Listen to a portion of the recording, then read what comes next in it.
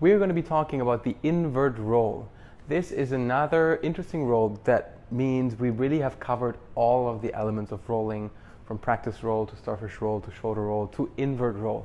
The invert roll goes completely upside down at some point, where the hips are right over the shoulders and it's on a sideways angle. You'll see it in a second. The interesting part here is that it directly leads up to a side flip if you want to build towards it. This is also a good part to make sure that you're hitting your shoulders at the right angle so that it's not too bumpy anywhere. The first part of the invert roll is a plow to exiting out to the side. So you'll roll onto your back. You can use your hands. This is the prerequisite. If you can't stay in a plow, the invert roll is going to be a bit too tough. So you want to practice some forward bending. If you've got this, then you're good to go.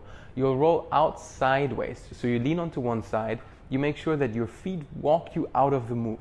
If you fall too quickly onto the floor, there's two things that you can do. One, use your arm more to press down, so you gently lower yourself. Two, place your foot at an angle, slightly further out, so that you can also use that outside foot to lower yourself down. If your foot is straight in front of you, you may fall to the side. Not that you wanna, but it may happen. Next part is figure 4 to invert to figure 4. Here we will be going completely across the shoulder, so not just back and out, but instead completely sideways, the full invert roll. The good thing here is you can use your knee to support yourself. Same thing here, it's really important to use your arm behind your back to keep pushing you up or lowering you out of the roll smoothly, and you make sure that your foot and your knee are close to you in the roll. So if they're too far out, it's going to be hard to create leverage, but you'll see in the demos how exactly to do it. Level 3, you can now do that roll either from kneeling or with feet straight. It's another level to the roll. It's really interesting to play with angles here because really we cover anything that can happen into a roll now.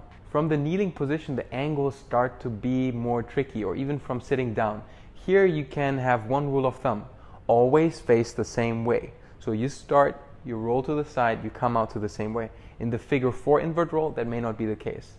For the kneeling or the leg straight invert roll, try to face the front the whole time. If you get confused, there's one trick you can use. Do it on an elevated surface, something like this. Usually we have 3 levels and that's it. If you really want to test your skill, you can do an inward invert roll. You stay in the spot, you move around, you spin around. I'll just show you a demo. You can figure this one out on your own. Good luck. As always, repetition bears insight. So you want to repeat this until you get the technique right. Otherwise, it may be hard to do, or you may not get it in one session, but that's what the progressions are for. Simply revisit this topic, maybe a day or 2 or a week later, and suddenly you'll find it will be much easier.